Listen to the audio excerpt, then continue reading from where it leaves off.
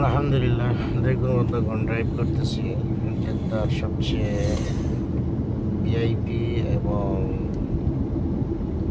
বলতে গেলে সবচেয়ে হাই সিকিউরিটি এলাকা, সেটা হচ্ছে কর্নিশ।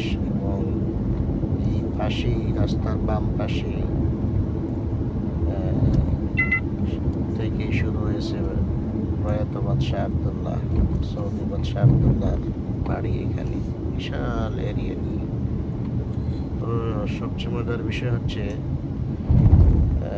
একদম বাদশার বাড়ির পাশ দিয়ে পাবলিক রাস্তা চলাচল, কোনো পুলিশ নেই। পুলিশ আছে সিকিউরিটি হিসেবে, বাইরে ভিতরে থাকে, কিন্তু বাইরে পাবলিকের রাস্তা বন্ধ করে তাদের কোনো নিরাপত্তার প্রয়োজন মনে করে না। বরঞ্চ এই যে দেখতে পাচ্ছেন ইশারা সিগন্যাল, এখান থেকেই শুরু হয়েছে বাদশার বাড়ি। তো দেখতে পাচ্ছেন অবাধে গাড়ি চলাচল করতেছে।